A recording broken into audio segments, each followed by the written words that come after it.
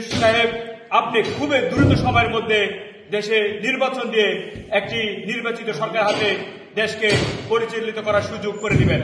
আজকে একটি চক্র 1971 সালে যেই 1971 সালের পুঁজি করে যে আমার বাবা দেশ স্বাধীন করেছে, আমরা দেশ স্বাধীন করেছি, পুরো দেশটাকে লুটুপুটে একটা লুপ্তরাজ্যে পরিণত করেছে।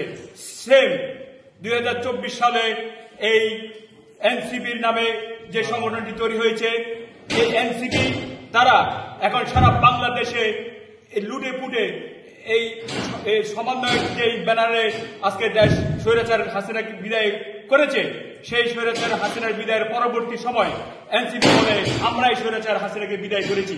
কিন্তু এই কথা বলে দেশের মধ্যে তারা চাঁদাবাজি, লুটতরাজ, লক্ষ লক্ষ টাকা তারা আজকে হাতিয়ে নিচ্ছে।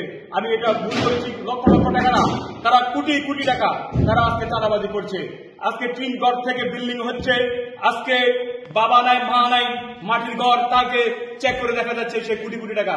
আমি রাজশাহী সিটি কর্পোরেশনের 2 দিন আগেও খবর দেখেছি, তারা রাজশাহী সিটি কর্পোরেশনের পক্ষ থেকে তারা 86 লাখ টাকা তারা চাঁদাবাজি করেছে এই এনসিপির ব্যানারে। তারা আজকে একটি ব্যানার তৈরি করে তারা আজকে সারা বাংলাদেশে তারা লুটতরাজ শুরু করেছে।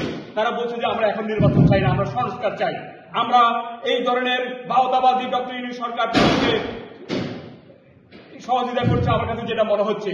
কিন্তু তারপরও আমরা বলতে চাই, এই ধরনের তার বাহানা দিয়ে 24 সালে দেশ স্বাধীন করেছি এগুলো মানুষকে বলে আপনারা বড় বড় নির্বাচনকে সামনে দূরে ঠেলে দিয়ে আপনারা চাঁদাবাজি করবেন এবং কিনে ঘর থেকে ইয়ে করবেন। আমরা তাই আসুন দ্রুত